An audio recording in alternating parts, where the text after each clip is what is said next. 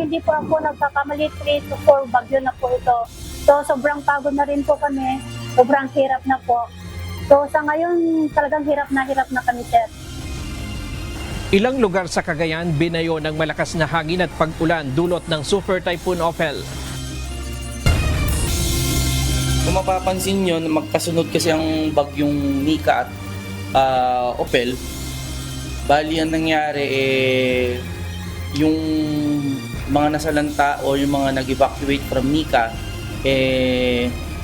yung may nagsiuwian pero bumalik ulit nung lumakas po ang ulan na Ophel. Ilang pamilya sa Isabela na sinalanta ng bagyong Nika nasa evacuation centers pa rin kasunod ng banta ng Super Typhoon Ophel. Voluntaryong paglikas, ipinanawagan sa mga residenteng nasa mabababang lugar. Pero meron po tayo mga lumang lava flows dyan sa tuktok ng bulkan na maaari pong magalaw. Yung mga nalulupa na lava flows, maaari po itong matinding pag-ulan. Ito pong mga maaaring daluyan ng potensyal na lahar kapag tayo po ay nagkaroon ng matinding pag-ulan. Mga lalawigan sa Bicol naghahanda na sa posibleng pananalasa ng bagyong Pipito. Mga residente pinag-iingat sa banta ng pagbaha at ng lahar flow. Kahit nag-admit na, asan na yung mga victim? Asan na yung mga complainant? The complainant should come out. Pag-amin ng pagpatay ni dating Pangulong Rodrigo Duterte, dapat suportado ng testigo o complainant para makasuhan ito ayon sa hepe ng National Bureau of Investigation. Sir, Maganda. paano naging gaganda, sir? Enjoy ako. Paano kayo nag-enjoy, sir? Pagsabihin ng totoo. Kasi hindi ako marunong mag-lie. Dating Pangulong Rodrigo Duterte pinaniniwala ang muling dadalo sa Quadcom hearing. Mga naging pahayag ng dating punong ehekutibo sa pagdinig, pag-aaralang mabuti ng mga mambabatas. Malaking bagay po sa mga ganitong mga walang-wala at mahirap na tao. Malaking bagay. Dahil kung minsan, pambili mo ng gamot, imbis na ibibili mo ng best, siyempre ito.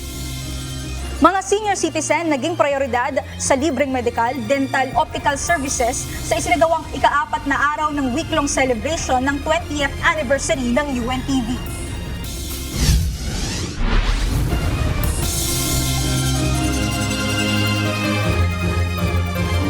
Magandang hapon Pilipinas at sa buong mundo. Tayo po ay sabayang napapakinggan sa Radyo La Verdad 1350 ang UNTV Radio. Una sa ating mga balita. Mismong si Pangulong Ferdinand Marcos Jr. na ang nagsabi na hindi haharangin ang investigasyon ng International Criminal Court o ICC kung mismong si dating Pangulong Rodrigo Duterte ang may kagustuhan na sumailalim sa jurisdiksyon nito.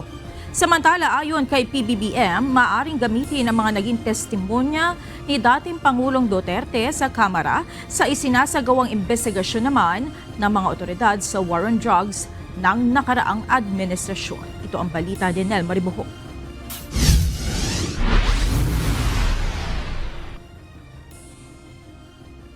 Of this government. Iginiit ni Pangulong Ferdinand Marcos Jr. na hindi nagbabago ang posisyon ng administrasyon na di kumikilala sa jurisdiction ng International Criminal Court o ICC. Sa kabila nito, sinusuportahan ng Pangulo ang pahayag ni Executive Secretary Lucas Bersamin na hindi haharangin ang ICC sa investigasyon nito sa war on drugs ng nakaraang administrasyon kung ito mismo ay kagustuhan ni dating Pangulong Rodrigo Duterte. Well, was the comment of the Executive Secretary, the former Chief Justice, if yun ang gugustuhin ni PRRD, hindi naman kami haharang doon sa mga ICC. Hindi lang kami tutulong. Ngunit kung pumapayag siya na makipag-usap siya o magpaimbestiga siya sa ICC, nasa kanya yun.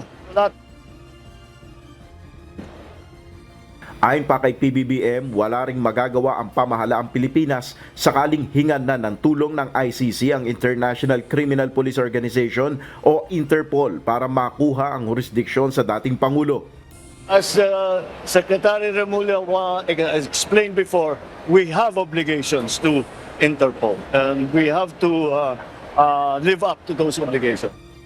Ukol naman sa naging pahayag ni dating Pangulong Duterte sa Quadcom hearing sa Kamara, ayon kay PBBM, pwede itong tignan ng mga otoridad ukol sa kanilang ginagawang investigasyon sa kampanya laban sa iligal na droga ng Duterte administration. But you know, all of the testimony that was given yesterday really will be taken in and will be assessed to see what in legal terms what is the real meaning and consequence of some of the statements made by PRRD. Now that will result in a case being filed here in the Philippines. We will just have to see. The DOJ will have to make that assessment. Ayon kay PBBM, kailangang masagot ang anumang question sa extrajudicial killings para na rin sa hinihinging hustisya ng pamilya ng mga naging biktima ng war on drugs ng nakaraang administrasyon. Well, we are always monitoring all of these things because the question on EJK has not yet been answered. Who is responsible? And we had some of the mothers of some of the victims that were there. And up to now, they have not seen the justice for the murders of their children. Nel Maribuhok, UNTV News and Rescue, Diyos ang aming sandigan, serbisyo publiko ang aming pinahalagahan. Hindi umano sapat ang pag-amin ng pagpatay ni dating Pangulong Rodrigo Duterte sa pagdinig ng mababang kapulungan ng Kongreso upang makasuhan na ito. Ayon sa hepe ng National Bureau of Investigation o NBI na isang retiradong huwes, dapat may complainant o testigo para makasuhan ng dating Pangulo. Ito ang balita ni Dante Amento. Kahit nag-admit na, asan na yung mga victim? Asan na yung mga complainant? The complainant should come out. Sa kabila ng pag-amin ni dating Pangulong Rodrigo Duterte sa pagdinig kahapon ng House Quadcom na mayroon umano siyang mga pinatay, ayon kay National Bureau of Investigation o NBI Director, retired Judge Jaime Santiago, kailangan pa rin na may lumutang na mga biktima o complainant para makasuhan ang dating punong ehekutibo. Bilang dating huwes, paliwanag ni Santiago, dapat may magpatotoo para formal na maisampa ang kaso sa husgado. Kahit magsisigaw ako ngayon na marami akong pinatay, pero wala naman dumadating na complainant against me, hindi ako pwedeng makasuhan. Ganun po yun. Dagdag pa nito, kahit ang NBI ay hindi magsasagawa ng investigasyon kung wala namang handa na magreklamo. Kahapon, nandun yung mga victim ng alleged victim ng EJK, no? Extrajudicial killing.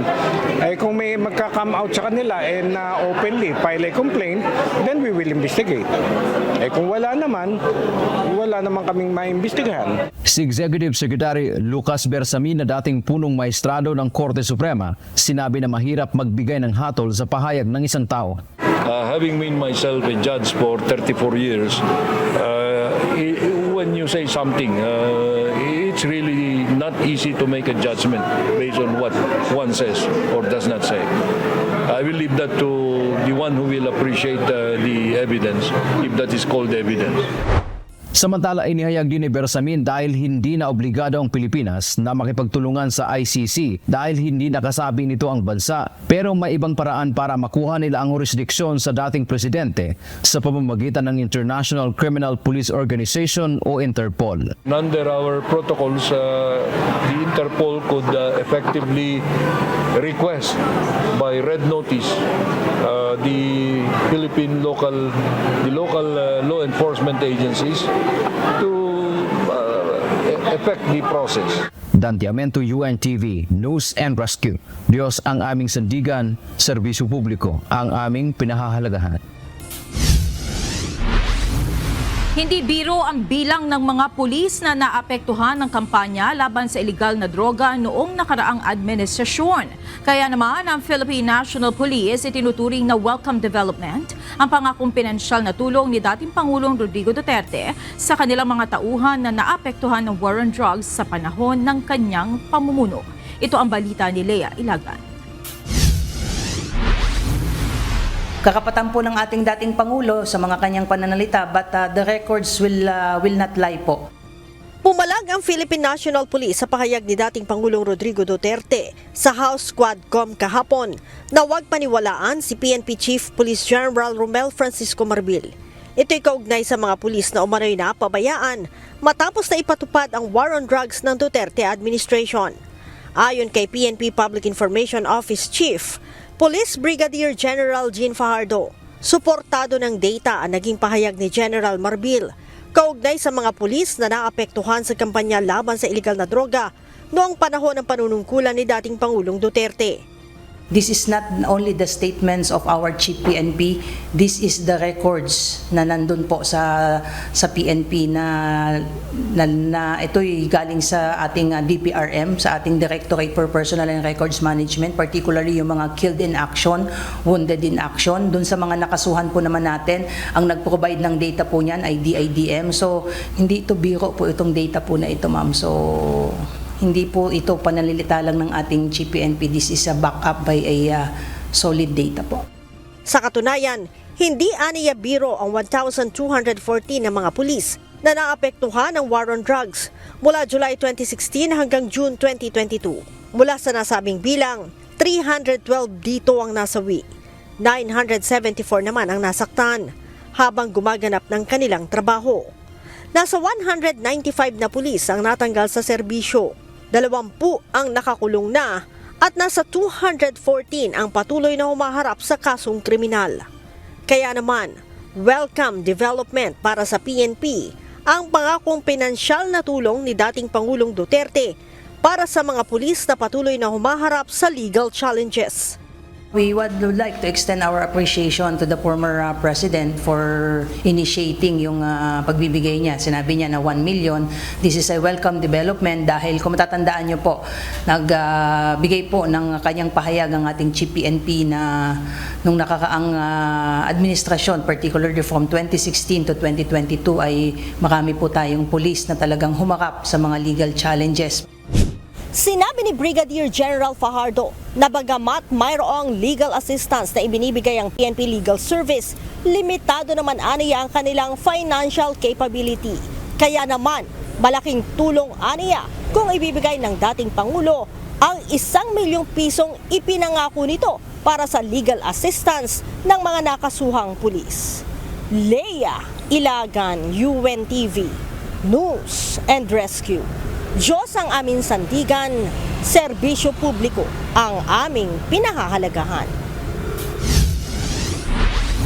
Handang makipagtulungan ang Philippine National Police sa International Criminal Police Organization sakaling humingi ito ng tulong sa pag-aresto kay dating Pangulong Rodrigo Duterte. Ayon kay PNP Public Information Office Chief Police Brigadier General Jean Fajardo, may umiiral na kasunduan sa pagitan ng law enforcement agencies kabilang ang PNP sa international counterparts nito kaugnay ng pagsisilbi ng warrant of arrest sa mga taong pinaghahanap ng batas. Gaya na lang ng nangyari sa paghuli kay dismissed Banban Mayor Alice Go. Gayon din ang ginagawang pakipag-ugnayan sa Timor-Leste ugnay kay dating Congressman Arnolfo Teves. No less than the former president has clearly stated na he will submit himself to the jurisdiction of ICC. So personal po niya itong take po. So kung meron mang pong lalabas na warrant of arrest at ang Interpol po ay hihingi po ng assistance sa atin, then like I said, the PNP, particularly the Philippine National Police, is bounded by the security protocol with respect to assistance to be provided with our foreign counterparts po. Naniniwala ang isang co-chairperson ng House Quadruple Committee o Quadcom na dadalo muli sa susunod na pagdinig si dating Pangulong Rodrigo Duterte. Samantala, itinuturing namang icebreaker ng Quadcom ang ilang naging aksyon ng dating Pangulo sa hearing. Ito ang balita ni Rosalie Caz. Maganda. Paano naging gaganda, sir? Enjoy ako. Paano kayo nag-enjoy, sir? Magsabihin ng totoo. Kasi hindi ako marunong mag-lie. Maayos na natapos ang halos 13 oras na pagdinig ng House Quadruple Committee o Quadcom nang walang pinapatawa ng contempt at detention order sa pagpapatuloy ng investigasyon sa extrajudicial killings sa anti-drug war ng Duterte administration. Nakapagtimpi sa pagmumura si dating Pangulong Rodrigo Duterte matapos siyang paalalahanan ng ilang kongresista.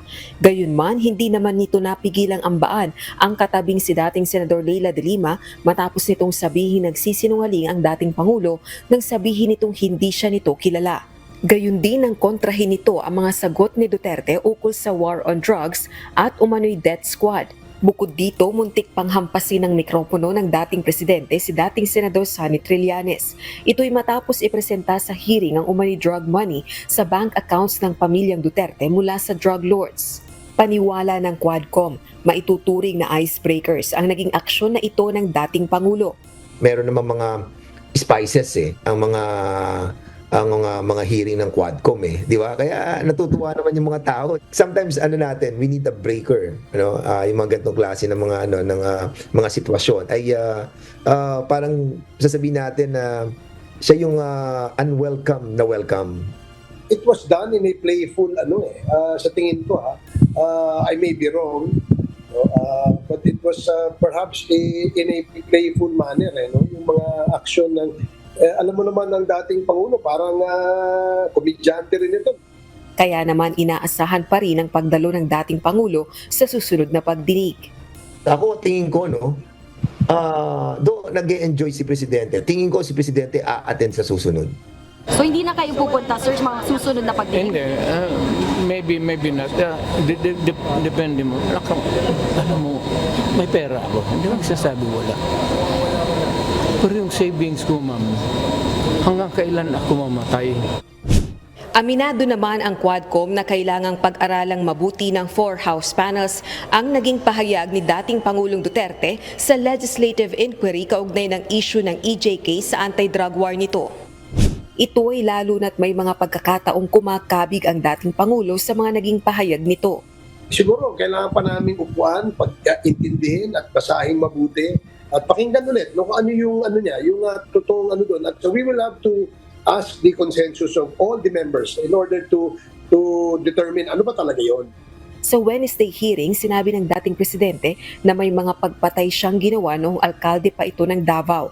At bagaman hinamon ng International Criminal Court na imbestigahan na siya sa EJ case ng anti-drug war, iginiit din ni Duterte na wala pa ring jurisdiksyon ng ICC sa Pilipinas. Nagpahayag din ito sa pagdinig ng kahandaang pumirma ng bank secrecy waiver para patunayang kasinungalingan ang mga akusasyon sa kanya ni dating Senador Trillanes. Gayunman, sinabi rin nito kinalauna na dapat ring pumirma ng waiver ang ibang personalidad na ituturo niya. Rosa Licoz, UNTV News and Rescue. Diyos ang aming sandigan, serbisyo publiko ang aming pinahahalagahan. Wala ring impormasyon ang National Bureau of Investigation o NBI sa issue ng nag-apply ng asylum si retired Police Colonel Rowena Garma sa Estados Unidos. Ayon kay NBI Director Retired Judge Jaime Santiago, maganda na rin ang nangyari na naharang siya papasok ng Amerika. Oras na makabalik ng bansa si Garma, ipatatawag o padadala nila ito ng subpoena kaugnay sa kanilang investigasyon sa pagkamatay ni Philippine Charity Sweepstakes Office Board Secretary Wesley Barayuga. Yung next step, antay kami ng order from the Quadcom or from the DOJ kung anong participation namin, investigation na gagawin about Garma. Ilang mga lugar sa Cagayan ang kasalukuyang binabayo ng malalakas na hangin at pag-ulang dulot ng Typhoon Ophel. Bago pa ito, nagpatupad na ng forced evacuation sa mga residente sa lugar, lalo na sa mga naninirahan sa mga baybaying dagat. Mula sa Santa Ana, Cagayan, ito ang balita ni Ryan Lacanlale live. Ryan, ngayong ibinaba na sa typhoon category, itong si Ophel, humina na ba ang ulan at hangin dyan kumpara kaninang umaga?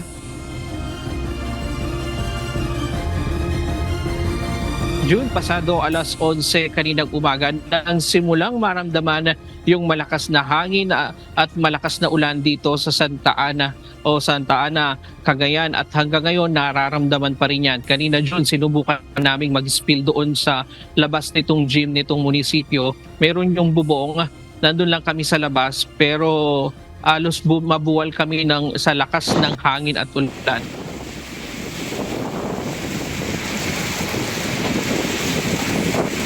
Tila palanding na eroplano, ganyan kalakas ang bugso ng hangin at ulan na dala ng bagyong Opel dito sa Santa Ana, Cagayan. Pasado alas 11 ng umaga kanina nang mag-umpisa maramdaman dito ang bagsik ng bagyo. Ang mga bubong naglalangit-ngit sa lakas ng hangin. Ang mga kalsada sa bayan halos zero visibility pa. Dito sa tanggapan ni Mayor Robinon sa munisipyo ng Santa Ana, walang tigil ang animoy busina ng barko, dulot pa rin ng hangin na dulot na dala ng bagyo. Ang San Vicente Elementary School na napinsala ng nakaraang bagyong Marse, 3 sa 18 silid dito hindi pa rin nakukumpuni. Kaya 15 lamang ang nagagamit ng mga bakwit. Ang iba di nakasya, kaya sa chapel na dinala. Yung rooms po natin, 15 rooms lang po kasi ang available ngayon. Kasi yung iba nasira po, lumipad yung bubong, tapos nababaha po sa loob. Kasi basag po yung mga bintana, sir. At saka hindi pa kasi naaayos, kasi ilang araw pa lang nakalipas yung Marse. Kasagsagan na ng malakas na ulan, may mga lumikas pa rin. Hindi pa daw kasi agad sila lumikas at ang iba, inantay pa ang epekto ng bagyo. Pero aminado ang ilang barangay opisyal na napapagod na daw sila sa sunod-sunod na bagyong tumatama sa kanila. Kung hindi po ako nagkakamali, 3 to 4 bagyo na po ito. So sobrang pagod na rin po kami, sobrang hirap na po. So sa ngayon talagang hirap na kami, sir. Hindi pa nga kami nakaka-recover, nandiyan na naman si Opel. Pag tapos ng Opel, meron na naman si Pepito. Parang hirap bumangon, sir. Nakita mo naman sa lugar namin, sir, talagang sirang-sira na yung mga hari-harian namin. Ayon kay Mayor Nelson Robinon, mas marami ang kanilang naitalang lumikas ngayon kumpara sa nakalipas na bagyong Marse. Natatakot na kasi ang mga residente. Ang iba, nasira ng Marse ang kanilang bahay, kaya ang kanilang lumikas na ang mga ito. May naitala kaming 83 number of families na hindi pa nakakabalik kasi totally damaged yung mga bahay nila, no? At syempre may phobia na rin yung iba. Yung iba hindi pa naayos gaano yung bahay. Kaya minamabuting sa evacuation center lang muna sila. June, bagamat magkasing lakas daw na hangin na dala ng dalawang bagyo, pero mas maulan ang dala ng bagyong Opel. Pagkatapos ng bagyong Marse, nagdeklara na ng state of calamity ang bayan ng Santa Ana. Ang pangangailangan daw nila ngayon, bukod sa pagkain ay yero, mga pako at iba pang mga gamit sa pagpapatayo ng mga bahay ng mga residente na nasira ng bagyo. June, sa ngayon ay walang supply ng kuryente sa malaking bahagi dito sa bayan, pero sa awa naman ng Diyos, yung linya ng komunikasyon ay hindi nawala. Hindi kagaya nung bagyong Marse, agad nawalan ng kuryente at nawalan din ng signal ang telepono. Yan muna ang latest mula dito sa Santa Ana, Cagayan. Balik sa iyo, June. Sinasabi mo, Ryan, na mas malakas ang ulan nito at mas maraming dalang tubig ulan itong bagyong itong kasalukuyang bagyo na ito. Lalabas ba ito na mag-iingat yung mga nasa bandang Tugigaraw dahil nagiging catch basin ngayon ng mga tubig na nanggagaling sa Cagayan River, Ryan? June, itong bayan ng Santa Ana, halos tabi na ng dagat ito. Hindi na apektado yung ng mga pag-ulan dito, yung Cagayan River. Ang inaalala ng provincial government, ito nga pag-ulan galing dyan sa Isabela, Kalinga, Nueva Vizcaya. Dahil yung mga tubig na nanggagaling sa mga kabundukan dyan, yan ang dumadaan dito sa Cagayan River palabas ng Apari. Sinasabi mo kanina, apektado ngayon dyan ang linya ng kuryente. Ito ba ay sa bayan lamang ng Santa Ana o alam mo ba kung gaano kalawak ngayon ang walang supply ng kuryente yan?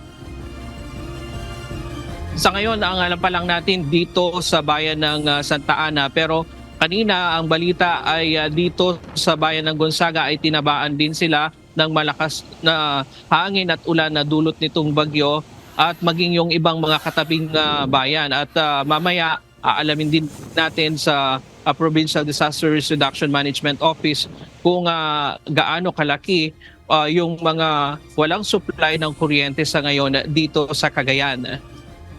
Yung mga kinalalagyan mo ngayon, Ryan, ay isang evacuation center o yan ay nasa munisipyo ka ngayon? Yun, nandito kami sa munisipyo dahil dito gumagamit sila ng generator. Yung ibang mga lugar dito, hindi pa na ibabalik yung supply ng kuryente mula nung nakaraang Marse. Kaya hanggang ngayon wala pa silang kuryente. Doon sa mga evacuation center, gaya na napuntahan natin kanina, yung San Vicente, wala rin daw silang kuryente ngayon. Pero merong kanya-kanyang mga gamit, mga ilaw, yung mga bakwit dahil pinaghandaan na nga nila itong mangyayari ngayong gabi. Maraming salamat, Ryan Lacanlali, nag-uulat mula sa Santa Ana, Cagayan. Ilang pamilya sa Isabela ang inabutan na ng 2 bagyo sa evacuation center. Hindi pa man nakababalik sa kanilang mga tahanan dahil sa nagdaang bagyong Nika, panibagong kalbaryo ang kanilang haharapin dahil sa banta ng Typhoon Ophel. Mula naman sa Tumawini, Isabela, ito ang balita ni Benedict Samson, live. Benedict, kumusta na ang kalagayan dyan ng mga evacuee? May sapat pa ba silang supply ng pagkain at malakas pa ba ang mga pagbugso ng hangin at ulan dyan sa iyong kinaroroonan? Magandang gabi, June. Ayon nga sa mga nakausap nating evacuee kanina doon sa bayan ng Santa Maria ay hindi naman sila napapabayaan ng lokal na pamahalaan at nabibigyan sila ng family food packs mula sa DSWD. Hindi na nagawang makauwi pa ng pamilya nila Geraldine Datul sa kanilang bahay dahil sa pagpasok ng bagyong Ophel sa lalawigan ng Isabela. Noon kasing manalasa ang bagyong Nika ay nalubog sa baha ang kanilang tahanan sa barangay Kinagabian, Santa Maria, Isabela dahil malapit lang sila sa Cagayan River. Kaya nga, magpasalamat kami, mayroong gym. Talagang sir, 2 beses na kami nabaha. Nung una, nandito rin kami. Kasi ang mga gamit namin nasa taas, sa atip. Wala kaming bahay talagang GK, wala. Isa pa sa inaalala niya ay ang kanyang sarili, biyenan at anak na kapwa may sakit, kung kaya pinili na lang nilang manatili sa evacuation center. Kailangan ng gabat na anak mo, maintenance, wala na, ubos na po. Naghihintay po kami ang blessing kasi wala na rin kami. Susunod yung bagyo sa amin, ma'am. Sa bayan ng Santa Maria, Isabela, nasa 70 families o katumbas ng nasa 260 individuals ang nananatili sa evacuation center. Ayon kay Santa Maria OIC Mayor Isaac Pagawitan, hindi na nila pinabalik pa ang mga residente upang masiguro na ligtas ang mga ito. Tiniyak din ng lokal na pamahalaan na naaayudahan ng mga ito sa tulong na rin ng DSWD. Kung mapapansin nyo, magkasunod kasi ang bagyong Nika at Ophel, bali ang nangyari yung mga nasalanta o yung mga nag-evacuate from Nika, yung may nagsiuwian pero bumalik ulit nung lumakas po ang ulan na Ophel. Dahil naman sa pananalasa ng Typhoon Ophel, nasa red alert status ang Isabela PDRRMO. Nag-deploy kanina ng 5 team ang Isabela PDRRMO upang tumulong kung sakaling magsasagawa ng rescue operation. Samantala, ipinanawagan naman ng provincial government ng Isabela na magkusa ng lumikas ang mga residente, lalo na ang mga nasa mabababang lugar. Basta may dumarating na wind signal, sa dami kasi ng bagyong pumapasok sa lalawigan ng Isabela, nasanay na rin yung mga tao. So, volunteer evacuation na yung nangyayari. Sakaling mga ilangan ng tulong ay maaaring tumawag o mag-text sa Isabela PDRRMO hotline 0915-819-3187. June, nandito tayo ngayon sa bayan ng Timawini, Isabela. Dahil kanina doon sa pinuntahan natin na bayan ng Santa Maria ay walang supply ng kuryente. At sa ngayon naman June ay tumila na yung ulan bandang 3:30 kanina ng hapon. At yan muna ang ating update mula rito sa Timawini, Isabela. Balik sa inyo dyan, June. Maraming salamat, Benedict Samson. Nakataas na sa red alert status ang Emergency Operations Center ng Bicol Regional Disaster Risk Reduction and Management Council dahil sa paparating na Bagyong Pepito. Samantala, nagkansela na ng pasok sa lahat ng government offices sa probinsya ng Albay. Habang ang Land Transportation Franchising and Regulatory Board o LTFRB nagsuspindi na rin ng land travel sa mga bus at truck na tatawid sa Matnog Port patungo Visayas at Mindanao. Mula sa Naga City, ito ang balita ni Ryan Salatandol live. Ryan, kumusta na ang sitwasyon dyan sa iyong lugar at ano-ano ang mga paghahanda ng Bicol sa paparating na Bagyong Pepito? Yes, Monica, magandang gabi. Dito nga buong maghapon sa Naga City at sa buong probinsya ng Camarines Sur ay hindi pa nakaranas ng mga pag-ulan o anumang na hangin dito sa probinsya. Pero naghahanda na ng lubos yung ating mga kababayan, 10 ng lokal na pamahalaan ng Camarines Sur at ng buong Bicol Region sa posibleng pagtama nitong si Bagyong Pepito dito sa Bicol Region. Sa ipinalabas na Memorandum number 68 of 2024 ng Regional Disaster Risk Reduction and Management Council, dito sinasabing nananatili sa red alert status ang buong konseho dahil sa paparating na Bagyong Pepito. Ayon sa Weather Bulletin ng Philippine Atmospheric, Geophysical and Astronomical Services Administration o PAGASA, kabilang kasi ang kabikulan sa posibleng makaranas ng matinding pag-ulan at malakas na hangin na posibleng magdulot ng matinding pinsala. Kaya kanina isang emergency meeting ang isinagawa ng PDRRMC Catanduanes. Dito ipinaabot sa mga ahensya ang mga hakbang na kanilang isasagawa upang matiyak ang kaligtasan ng mga residente. Ayon kay PDRRMC Chairperson Governor Joseph Buboy Pua, magsasagawa ang PDRRMC at ang mga ahensya ng preemptive measurements kabilang ang pagsisiguro sa mga pangunahing kalsada para sa clearing operations at operasyon ng relief at rescue teams. Habang ang ilan sa mga residente ay abala sa pamimili ng plywood, kahoy, tie wire, trapal, mga panali at mga pako. Gagawa na sila ng typhoon guard para sa kanilang mga bahay na magsisilbing proteksyon sa malakas na hangin. Pang-protect sa mga bintana, preparing, concrete nail, tie wire, pako, tsaka yan. Tsaka mga foods para sa preparation. In case man na mangyari yung malakas, preparado ang loob ng bahay.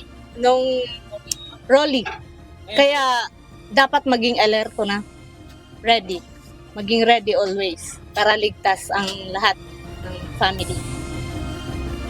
Habang sa Sorsogon, binabantayan ng Philippine Institute of Volcanology and Seismology o PHIVOLCS ang pagkakaroon ng lahar flow mula sa bulkang Bulusan. Bagamat ibinabana ng ahensya sa zero alert level status ang bulkan, posible pa ring magkaroon ng pag-agos ng volcanic materials mula sa bunganga ng Bulusan kung makararanas ito ng malalakas na pag-ulan.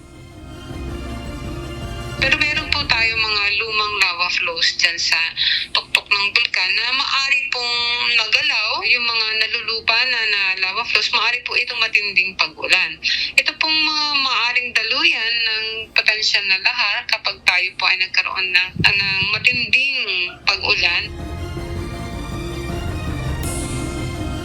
Maaga namang nagsuspindi ng pasok sa lahat ng trabaho o opisina ng gobyerno sa buong lalawigan ng Albay simula bukas November 15. Subalit ayon sa PDRRMC Albay Public Safety and Emergency Management Office o APSIMO Advisory Number 28-2024 na ipinalabas ni Albay Acting Governor Baby Glenda Ong Bungaw na nanatiling may pasok ang mga ahensya na ang mga tungkulin ay may kaugnayan sa public safety, disaster risk reduction, health at mga kaugnay na serbisyo. Habang ang Land Transportation Franchising and Regulatory Board o LTFRB nagsuspindi na rin ng land travel sa mga bus at truck na tatawid sa Matlog Port patungong Visayas at Mindanao simula ngayong araw. Ito ay base na rin sa rekomendasyon na inilabas ng Office of Civil Defense Regional Office 5 at ng NDRRMC para maiwasan ang paglobo ng mga naantalang pasahero sa iba't ibang port sa Kabikulan. Monica, bukas ng umaga nakatakda ng magkaroon ng mass evacuation ang Environment Disaster Management and Emergency Response Office o EDMIRO dito sa Camarines Sur sa mga lugar ng Nabua, Bula, Baaw, Kamaligan, Gainsa, Milaor at Minalabak.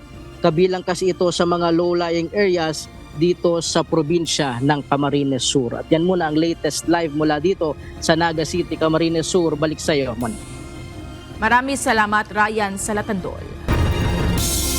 Tiniyak ng Department of Social Welfare and Development na tuloy-tuloy ang kanilang paghahatid ng relief packs sa mga lugar na sinalanta ng mga bagyo sa kabila ng masungit na panahon bunsod ng Typhoon Ophel. Samantala, plano naman ng DSWD na dagdagan pa ang warehouses na paglalagyan ng family food boxes sa gitna ng maiting na produksyon upang maresolba din ang problema sa logistics sa tuwing may kalamidad. Ito ang balita ni Evan Alvarez. We are aggressively, continuously, and non-stop mass-producing our food and non-food items para sa ating mga kababayan na maapektuhan ng bagyong Ophel. Doble kayod na ang mga tauhan at volunteers ng Department of Social Welfare and Development sa pag-aayos ng relief packs na ipinapadala sa mga lugar na matinding naaapektuhan ng mga kalamidad. Ayon kay DSWD Assistant Secretary Irene Dumlao, ibinabiyahe na ang karagdagang relief supplies papuntang Isabela, Quirino Province at Basco, Batanes, na kabilang sa mga lugar na sinalanta ng mga bagyo. Katulong nila sa paghahatid ang mga pulis at militar at iba pang government assets alinsunod sa direktiba ni Pangulong Ferdinand Marcos Jr. Nakahanda po tayo na tumulong sa mga local government units as part of our mandate to provide augmentation support. Para nga po yung pangangailangan ng mga disaster-affected families at communities ay ating pong agarang may pamahagi. Ayon naman kay DSWD Disaster Response Management Bureau Director Michael Christopher Matay, wala namang nagiging problema pagdating sa paghahatid ng tulong sa kabila ng masamang lagay ng panahon. Muli ring tiniyak ng DSWD na sapat ang kanilang pondo at naaprubahan na rin ng Department of Budget and Management ang nasa 875 million na replenishment para sa kanilang Quick Response Fund. Ito ay upang agad silang makatugon sa pangangailangan ng ating mga kababayan, lalo na at may paparating pang mga bagyo sa bansa.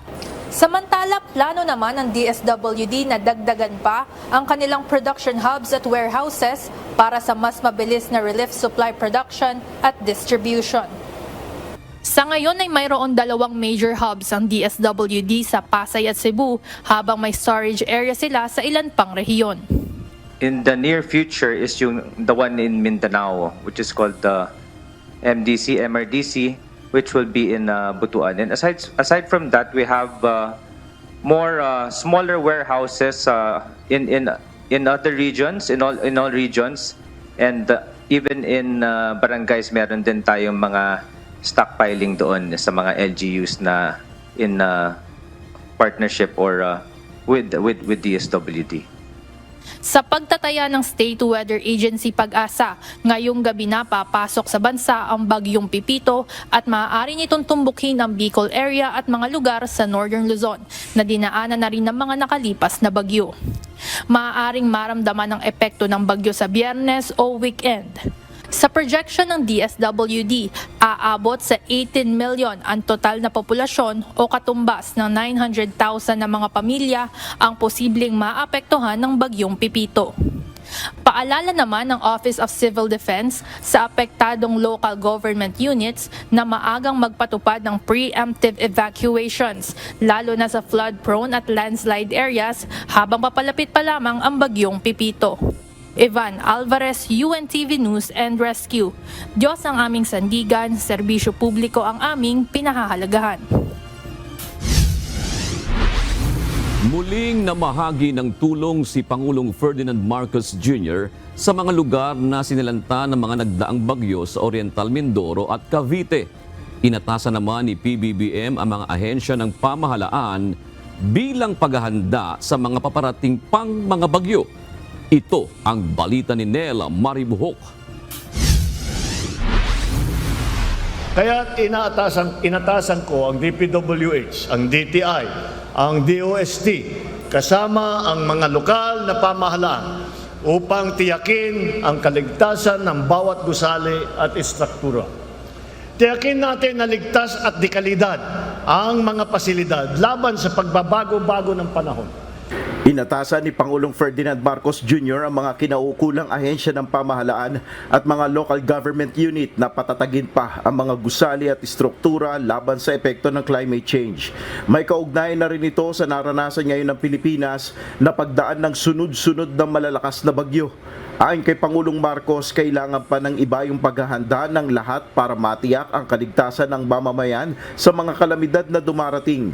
Inaatasan ko rin ang lahat ng ahensya at lokal na pamahalaan na maging puspusan pa sa paghahanda laban sa mga nararating na kalamidad pa upang maiwasan ang pinsalang dinanas natin sa mga nakalipas. Tungkulin nating ihanda ang ating bansa. Pagyamanin ang ating makabagong estratehiya at siguruhin ligtas ang ating mga kababayan. Muli ring ipinasusuri ng Pangulo sa Department of Public Works and Highways o DPWH at Department of Environment and Natural Resources o DENR ang Flood Control Master Plan. Kasabay nito, inuutusan ko ang DPWH, DENR at iba pang mga ahensya na muling suriin ang ating mga Flood Control Master Plan upang kayanin na natin ng ating infrastruktura ang tumitinding pag-ulan at pagbaha. Ito ang mga iniatas ng Pangulo nang mamahagi ng tulong sa mga naapektuhan ng mga nagdaang bagyo sa probinsya ng Cavite. Bago nito ay bumisita rin si PBBM sa Oriental Mindoro. 46.14 million pesos ang ipinamahaging financial aid ni PBBM sa probinsya at kabilang sa nakinabang ang mga magsasaka at mangingisda na naapektuhan ang kanilang kabuhayan dahil sa bagyong Christine. Nel Maribuhok, UNTV News and Rescue. Diyos ang aming sandigan, serbisyo publiko ang aming pinahalagahan. Narito naman ang mga balita sa iba't ibang panig ng mundo. Ihahatid ng ating global correspondent na si Jovic Bermas mula sa Westminster, London.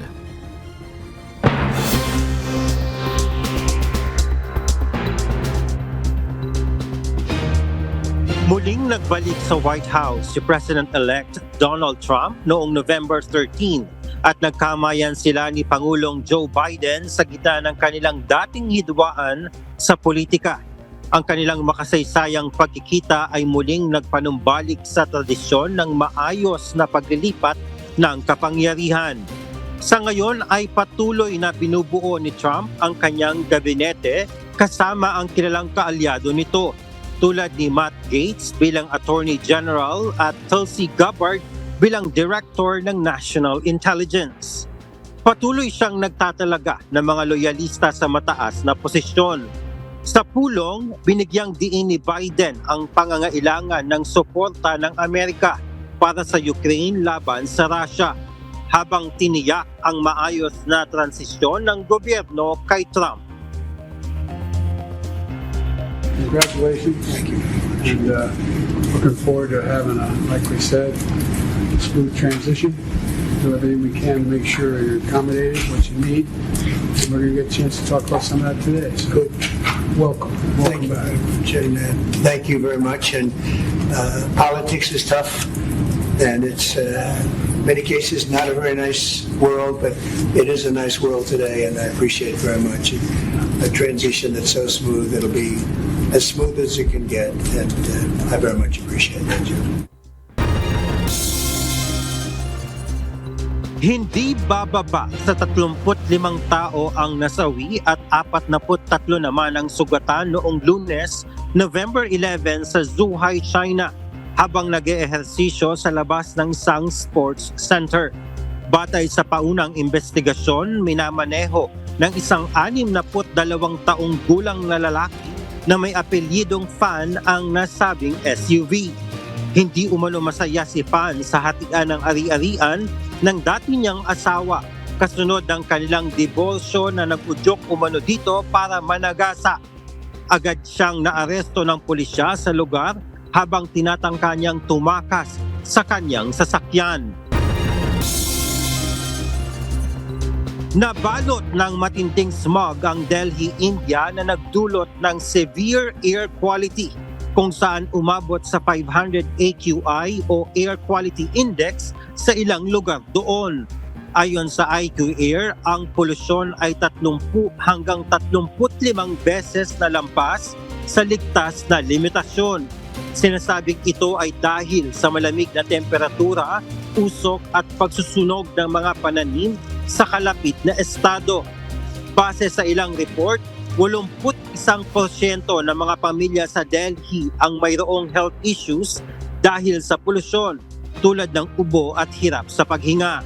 Ipinatupad ng gobyerno ang mga hakbang upang bawasan ang polusyon, ngunit hindi pa rin ito nakatulong sa pagpapabuti ng kalagayan sa lugar.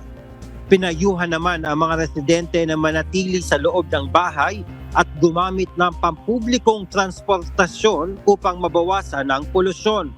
Noong 2023, kinilala ang Delhi bilang pinakamaruming kabisera sa mundo ayon sa IQ Air. Itinuring din ng India bilang pangatlong pinaka-polluted na bansa kasunod ng Bangladesh at Pakistan. At yan ang mga balita mula sa iba't ibang panig ng mundo. Mula dito sa Westminster, London, United Kingdom, ako si Jovic Bermas. Magandang gabi. Hindi magbabago ang posisyon ng Pilipinas sa ipinasang dalawang bagong maritime law na gumigiit sa karapatan ng bansa sa mga karagatang sakop nito. Ito ang binigyan diin ni Pangulong Ferdinand Marcos Jr. matapos ipatawag ng Chinese government ang ambassador ng Pilipinas dahil sa pagtutol sa Maritime Zones Act at Archipelagic Sea Lanes Act. Ayon kay PBBM, patuloy na tinututulan ng pamahalaan ang posisyon ng Beijing na pag-angkin sa halos kabuuan ng South China Sea. Ay sinasabi na ino-objectan nila, sinasabi nila that we do not agree and they will continue to protect what they define as their sovereign territory. Of course, we do not agree with their definition of sovereign territory. So wala naman na pinagbago dahil ganun pa rin ang sitwasyon natin, ganun pa rin ang posisyon natin. Nanawagan si Pangulong Ferdinand Marcos Jr. sa mga miyembro ng media na tumulong na matiyak na malinis, tapat at transparent ang isasagawang midterm elections. Ito ang naging panawagan ng Pangulo sa kanyang talumpati sa 50th Top-Level Management Conference na inorganisa ng kapisanan ng mga broadcaster ng Pilipinas o KBP. Ayon sa Pangulo, dahil sa pag-usbong ng mga makabagong teknolohiya, naglilipana na rin ang misinformation at disinformation. Dito na anya pumapasok ang mahalagang papel ng mga mamamahayag. With technological advancements and the popularity of social media, we have seen a rise in disinformation and misinformation campaigns that could undermine public trust in the entire democratic process, including elections. In this regard, media plays a vital role in dispelling the noxious influence of misinformation, dismantling the lies that are spread by troll farms and other malicious organizations. Isang aksidente sa motorsiklo ang nirespondihan ng UNTV News and Rescue Team sa Tagum City kagabi. Ayon sa mga residente, nakita na lamang nila ang isang motorcycle rider na nakahiga sa kalsada at may iniindang injury. Ito ang balita ni Leslie Widem. Sir, update na ay magpakuha namin sa location natin, sir. May point bitaw ka ng sa elementary. Please? Sa may padulog kung Lucky 9 ba? Pero di pa kapot kung Lucky 9. Brace ba, sir? Oo, kaya. Kaya na padulog ka mga sa iluyo sa ba? Signal. Copy, sir. Rumisponde ang UNTV News and Rescue Team sa tawag ng Tagum CDRRMO kaugnay sa isang lalaki na naaksidente sa motorsiklo. Makunguti mo kamot, sir? Sir. Taas ni mo? Sige. Sir, pinakasakit niyo mong gibatis. Nakahiga na sa gilid ng kalsada nang madatnan nito ng UNTV News and Rescue Team sa Tipas Road, Purok, Talisay, Mangugpo, East, Tagum City, alas 11 kagabi, November 13. Kinilala ang biktima na si Wilbert Enriquez, 34 years old, na nakatira lang din sa mismong lugar. Nagtamo ang pasyente ng mga gasgas sa dalawang kamay nito. Base sa pakikipag-usap sa mga residente sa lugar, walang nakakita sa pangyayari. Matapos malapatan ng pangunang Lunas, ay dinala ito sa Davao Regional Medical Center. Leslie Widem, UNTV News and Rescue. Diyos ang aming sandigan, serbisyo publiko ang aming pinahalagahan. Pag-aaralan ng Metro Manila Council na magkaroon ng iisang ordinansa para ipagbawal ang pagtayo sa mga parking spaces upang ireserba ito. Ayon sa Metropolitan Manila Development Authority o MMDA, kailangan magkaroon ng regulasyon para rito dahil baka mauwi sa pananagasa ang ganitong mga insidente. Samantala, hindi na dadalhin sa impounding area kung hindi iyahatid na lamang sa bahay o talyer ang mga sasakyang masisiraan sa gitna ng kalsada. Ito ang balita ni JP Nunez. Papasa po ng resolution ng Metro Manila Council. Although, dinifer po yung pagpasa dahil meron na po palang ordinansa ang Quezon City, although sa parking lang yung pagre-reserve, pero hindi ng tao. So pag-aaralan po natin yan at i-expand sa pagbabawal ng pagtayo ng tao para i-reserve yung parking spaces. Nakakarating din sa Metropolitan Manila Development Authority ang mga concern kaugnay sa mga nagre-reserve ng parking spaces sa pamamagitan ng pagtayo ng mga tao. Viral pa online ang iba sa mga insidente nito. Pinakahuli ang nangyari sa isang parking lot sa sementeryo na tinayuan ng isang babae. Ayon sa MMDA, pag-aaralan ng Metro Manila Council ang pagpasa ng isang ordinansa na magbabawal dito. Maaaring talakayin pa ito sa pagpupulong ng MMC. Nakadepende na rin sa mga syudad sa Metro Manila ang pagpasa ng kani-kanilang mga ordinansa. Ayon kay MMDA Chairman Romando Artes, nagiging seryosong concern ang ganitong issue. Sa obserbasyon ng ahensya, marami umanong netizen ang natatawa at nagmumungkahi na dapat sagasaan yung tumatayo sa parking space para mag-reserve. Bagay na magiging mapanganib umano kung hindi maaaksyonan. They are approving yung violence para paalisin yung tao na nagre-reserve, which is baka gano'n na maging mindset ng mga tao na every time na may magre-reserve na tao ng parking, pwedeng sagasaan. Samantala, magkakaroon ng pagbabago sa guidelines ng towing at impounding ang MMDA. Mula ito sa mga reklamong kanilang natanggap sa mga motoristang nahatak ang sasakyan dahil nasiraan sa kalsada o yung tinatawag na mga stalled vehicles. Batay sa revised guidelines ng MMDA, ang mga stalled vehicles ay bibigyan na ng opsyon na dalhin sa talyer o idiretso sa kanilang bahay kumpara sa kasalukuyang protocol na dinadala agad sa impounding area sa Marikina City. Alam naman natin, syempre hindi naman natin kagustuhan na tumirik yung ating mga sasakyan. Instead na automatic dalhin sa tumana para i-impound, bibigyan po natin ng option yung pong driver or yung may-ari na sasakyan na ihatid na lang sila sa bahay, sa mall kung pwede silang mag-park or diretso sa talyer. Bukod dito sa bagong guidelines, mas tinukoy ng MMDA ang ibig sabihin ng stalled vehicles.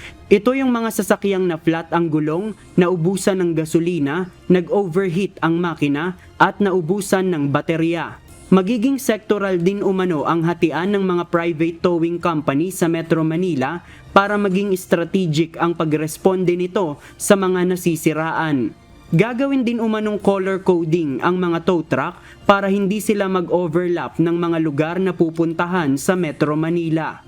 Ang mga sasakyan naman na illegally park ay otomatiko pa ring mai-impound at wala namang magiging pagtaas sa multang ipapataw.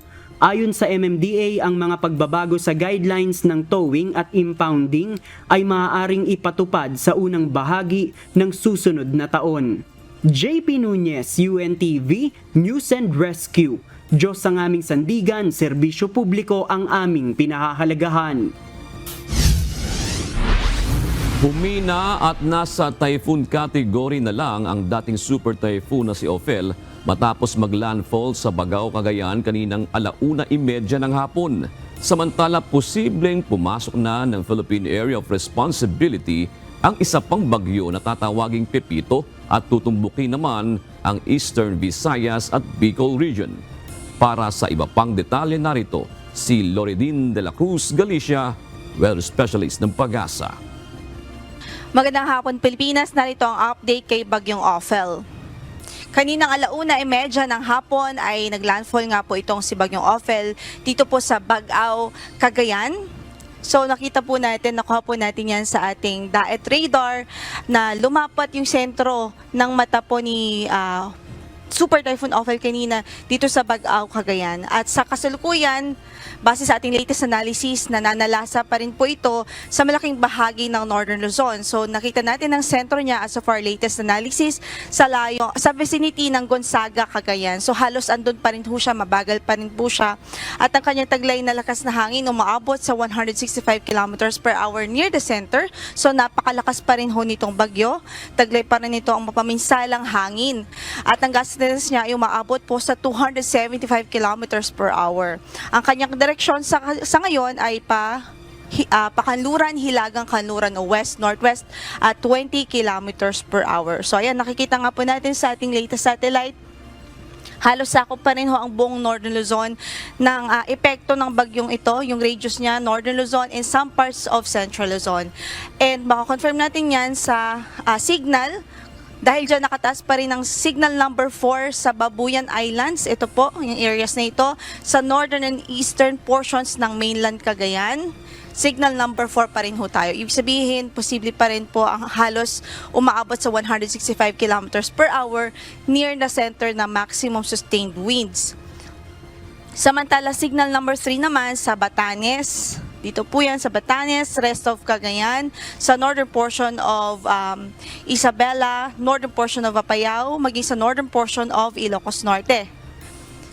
Then signal number 2 naman sa western and eastern portions of Isabela, rest of Apayao, Kalinga, northeastern portion ng Abra, the eastern portion of Mountain Province and the rest o natitirang bahagi pa ng Ilocos Norte. Ito pong yellow shaded areas. Signal number 2 pa rin ho, kaya hindi po pwede maging kampante dahil andyan pa nga po yung bagyo. And then signal number 1 naman sa natitirang bahagi ng Isabela, sa Quirino, northern portion ng Nueva Vizcaya, the rest of Mountain Province, the rest of Ifugao, the rest of Abra, the northern portion ng Benguet, Ilocos Sur, northern portion ng La Union at maging northern portion ng Aurora. So makikita nga po natin yung kabuuan ng ating signal concentrated po dito sa Northern Luzon at ilang bahagi ng gitnang Luzon at Central Luzon. Balikan lamang ho natin yung track na ipinalabas ng Pag-asa as of 5 p.m. bulletin po natin. So, from this area, dahil naglandfall nga po ito sa northeastern portion ng Cagayan, particular po sa Bagao, Cagayan, ay tinahak po nito ang municipalities. Ngayon po ay nasa Gonzaga na po siya, Cagayan.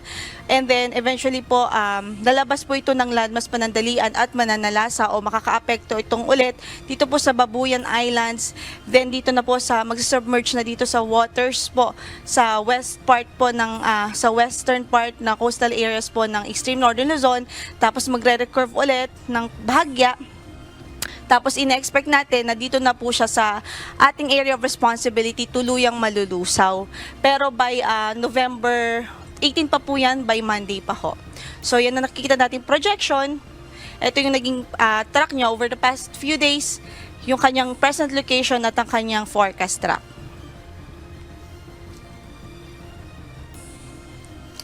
Kaugnay dyan, pagdating naman po sa rainfall, meron po tayong warning pa rin sa heavy rainfall. Posible ang heavy rainfall dito po sa Cagayan area. And then, for today po yan, ngayong araw hanggang bukas ng hapon. So, this afternoon until tomorrow afternoon, Cagayan ay posible pa rin ng intense to torrential na mga pag-ulan. O, ito po yung matinding pagbuhos ng ulan sa halos walang humpay na pagbuhos ng ulan. Then dito naman sa Ilocos Norte, Apayao, at sa Isabela, posible po yung heavy to intense o yung malakas hanggang sa matinding pagbuhos ng ulan na dulot pa rin ni Typhoon Ophel. Samantala, yung moderate to heavy, yung katamtaman hanggang sa malakas na pagbuhos ng ulan ay pwedeng ma-experience pa rin dito sa Abra, Kalinga, Mountain Province, Ifugao, Quirino, Nueva Vizcaya at maging sa Aurora. And then, bukas ng hapon hanggang sa Saturday ng hapon. So, Friday afternoon until Saturday afternoon, posible pa rin makaranas o posibleng makaranas na ng heavy to intense ang napag-ulan ang Sorsogon, Northern Samar at Eastern Samar dahil naman po yan sa yung incoming na or yung paparating po na bagyo na nasa labas pa ngayon ng ating area of responsibility at posibleng pumasok mamayang gabi sa ating PAR. So dahil sa kanyang proximity o dahil sa kanyang location, by tomorrow afternoon hanggang Saturday afternoon, posible na makaranas ng mga heavy to intense na pagulan ang Northern Samar, Eastern Samar at maging ang probinsya ng Sorsogon. So, advice po natin dyan na ang dobleng ingat and take precautionary measures, especially yung mga sa low-lying areas, mga bahain, dahil nakikita nga po natin medyo malakas ng mga pagulan ang mararanasan dito. And then, yung moderate to heavy o katamtaman hanggang sa malakas na pagulan, pwede rin pong maranasan pa sa Camarines Norte, Camarines Sur, Catanduanes, Albay, Leyte, Samar, maging sa Beliran, maging yung Babuyan Islands. So, eto po dito, yung mga pagulan ay epekto po ito ng paparating nga ho na bagyo na nakikita po natin na magiging si Bagyong Pepito once na nag-enter ito ng ating area of responsibility. And then ito po, yung moderate to heavy dito sa Babuyan Islands, maging sa Batanes, ay caused po yan nung si Bagyong Ophel na nasa extreme northern Luzon na by that time. And then sa third day forecast po natin, Saturday afternoon, so Sabado ng hapon yan hanggang Sunday ng hapon, ay posible rin ang intense to torrential o matindi hanggang sa halos walang humpay ng mga pagulan dito sa Quezon Province, Camarines Norte at maging sa Camarines Sur.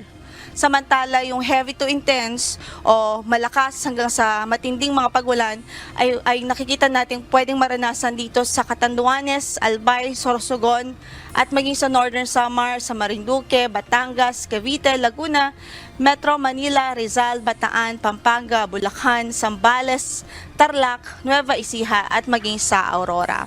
And then yung moderate to heavy rains naman ay possible dito po sa Eastern Samar, Biliran, Leyte, Masbate, Romblon, Pangasinan, Nueva Vizcaya at maging dito sa Quirino Province. So kung makikita po natin halos ang affected ng mga pag-ulan dahil po sa paparating ho na bagyo ay halos parts po ng Central Luzon, malaking bahagi ng Central Luzon, ilang bahagi ng Northern Luzon, halos buong Southern Luzon at yung Eastern Visayas po. And then sa storm surge warning na ipinalabas po natin as of 2 p.m. kanina, nananatiling may banta po ng storm surge o daluyong dito sa mga lugar na ito. Partikular sa Cagayan, more than 3 meters pa rin na posibleng maranasang storm surge dahil sa presence o passage po nitong si Bagyong Ophel. And then 2.1 to 3 meters naman sa Aurora, sa Batanes, sa Cagayan, Ilocos Norte, maging sa Isabela, sa coastal areas po nila. And then 1 to 2 meters naman ang pwede pong maranasan o possible na storm surge dito po sa Ilocos Sur. So mag-ingat na lang ang ating advice dito as much as possible talaga. Hindi po pwedeng may mga residente sa coastal areas, especially sa ganitong sitwasyon na may bagyo, na may malakas na bagyo dahil mataas po yung chance na tumaas ng tubig o magkaroon ng storm surge dito sa coastal areas. Then nakataas pa rin nating gale warning sa Batanes, kasama na dyan ang Babuyan Islands, Cagayan, kasama na Babuyan Islands, Isabela, Aurora, northern coast of Ilocos Norte. So, Hindi po pinagbabawal talaga yung mga paglayag dyan dahil napakaalon ng ating karagatan dyan dahil pa rin kay bagyong Ophel. And then the rest of the ating coastal waters, up to 3.5 meters ang pwedeng maranasan dito sa remaining seaboard ng Aurora, seaboard ng Northern Luzon, Northern and Eastern seaboard ng Polillo Islands, Western seaboard ng Ilocos Norte, habang up to 3 meters. So actually, mataas pa rin yung 3 meters po na wave height. So delikado pa rin ho ito. Sa Northern and Eastern seaboards of Catanduanes, seaboards of Camarines Norte, at Northern seaboard ng Camarines Sur. Okay, so detailed naman po dito sa tropical storm na si Manny. International name po niya yung Manny. So nasa labas pa po ito ng ating area of responsibility as of this time. At ang nakita nating sentro, huli natin siyang na-estimate sa 1,190 kilometers silangan ng Eastern Visayas. Taglay nito ang lakas ng hangin na umaabot sa 85 kilometers per hour near the center at gust na sa pagbugso po na 105 kilometers per hour. At ang kanyang pagkilos, base sa ating pagtaya, ay pakanluran, timog kanluran sa bilis po na 20 kilometers per hour. So kung hindi po magbago ang kanyang track at ang ating projection nito, by evening po today o ngayong gabi, ay papasok po ito ng ating area of responsibility at papangalanan po natin si Bagyong Pepito. And then sa forecast nga na pinalabas po ng Pag-asa, doon po sa ating Tropical Cyclone Advisory, nakikita po natin ang projection po niya, mataas po yung chance ng landfall scenario. Ibig sabihin, lalapat po sa lupa o lalapit po talaga ito sa kalupaan. So ine-expect natin by Saturday no morning ay mas malapit na po ito sa kalupaan and posible ang landfall between Southern Luzon and even Eastern Visayas base po dito sa projection. At i-remind lang din po natin ang public na as long as nakapaloob po kayo dito sa tinatawag natin cone of probability, ibig sabihin posible po na dyan mag-landfall sa areas na yan. Sa ngayon, mataas po yung mataas o malawak yung ating cone of probability dahil napakalayo pa po ng bagyo. So, ibig sabihin may uncertainty pa po tayong kino-consider. So ayan, ang projection, possible nga po yung landfall scenario. So ngayon, wala pa pong signal na nakataas sa namang bahagi ng ating landmass dahil wala pa po itong direktang epekto. But we're expecting na posible po by Friday evening, so bukas ng gabi, posible mag-start na po tayo mag-signal sa ilang bahagi ng bansa dahil nga po kay Pepito.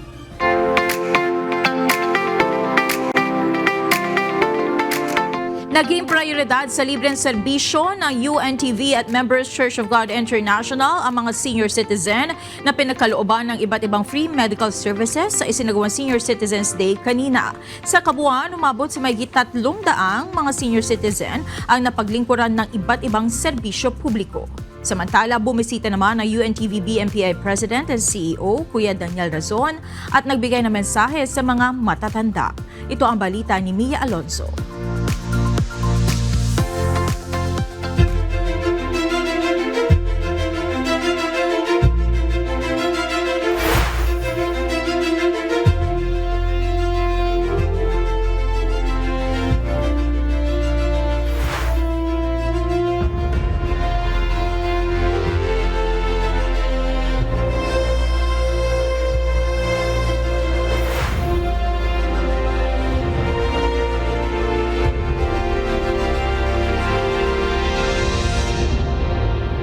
Dito po sa ating MCGI Charity Center, regular po itong ating ginagawang serbisyo. Kaya po hindi na namin masasabi na isang espesyal na gampanin ang atin po ngayong serbisyo sa ating mga senior citizens. Kasi regular po ito Every Friday meron po tayo dito na lahat ng mga serbisyo, libre po yun at hindi po kami nanghihingi ng anumang kapalit. Sa isinagawang libreng konsultang medikal, dental at optikal, naging prioridad ng libreng serbisyo ang matatanda nating mga kababayan sa Marikina City. Bahagi ng programa ang pamamahagi ng mga gamot at gift packs para sa mga matatandang nagsidalo sa naturang event. Nakapagkaloob ng free medical service sa 100 senior citizens sa medical, 9 sa dental, 6 sa ear, nose and throat o ENT, 1 sa Euro, 12 sa Opta denta at 30 siyam sa optical. Bagamat ang main focus ng event ay mga senior citizen, nakapagkaloob din ng libreng serbisyo maging sa mga hindi senior. Nakapagtala ng 100 recipient sa medical, 8 sa dental, 30 siyam sa optical, 6 sa ENT at 15 sa opta. Sa kabuuan ay mahigit 300 ang nahandugan ng libreng serbisyo sa ginanap na Senior Citizens Day.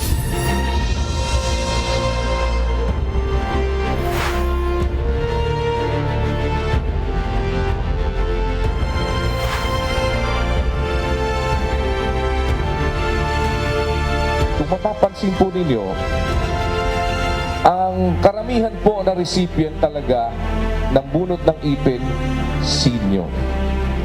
Ang karamihan na benepisyaryo ng sa mata, senior. Kasi siyempre, tayo yung lumalabo na yung mata. Tayo yung nauubos na ang ngipin. Tayo din yung malapit ng hindi makalakad, kaya nagwi-wheelchair. Kung hindi man, tayo din yung nangangailangan ng tungkod, ng saklay, at kung ano-ano pa.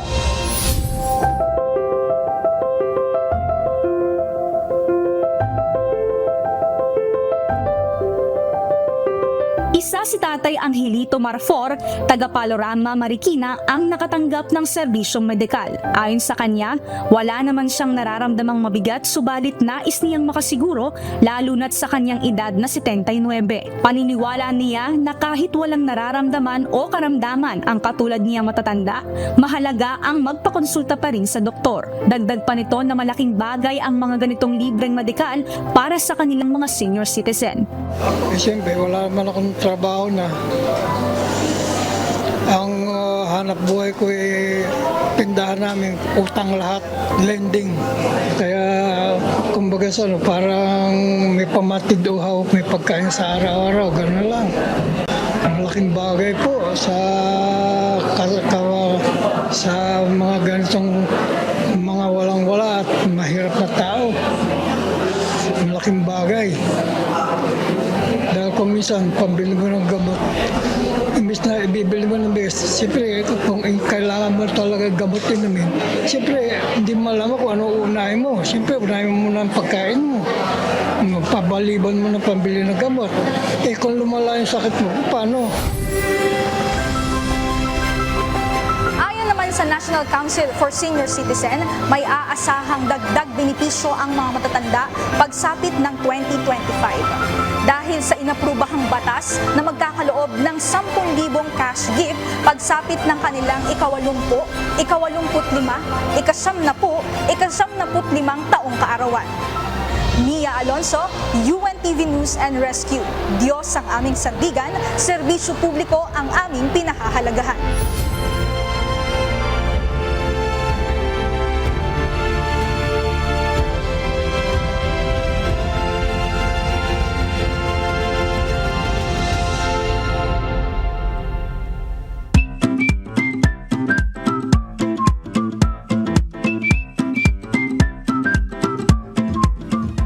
Happy viewing po sa ating mga kausing senior citizen. Yan.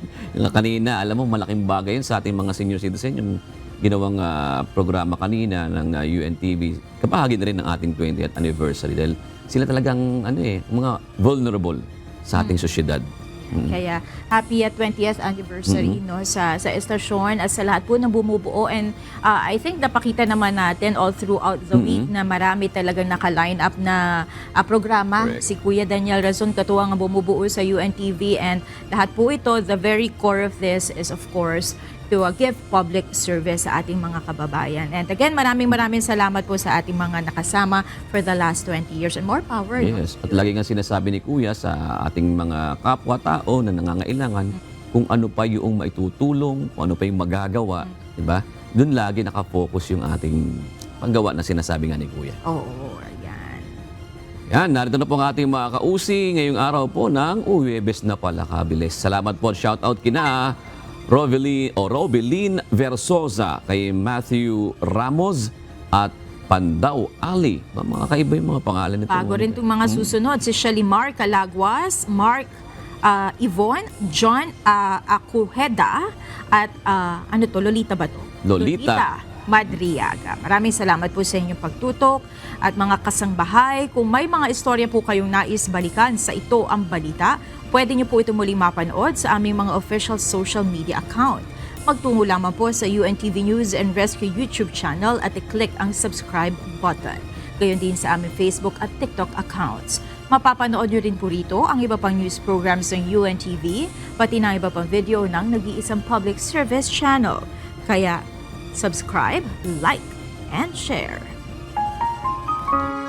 Narito ang salita ng Diyos na ating sandigan mula sa aklat ng unang Tesalonica 4:11 na nagsasabi, "At pag-aralan ninyong maging matahimik at gawin ang inyong sariling gawain at kayo'y magpagal ng inyong sariling mga kamay na gaya ng aming ipinagbilin sa inyo."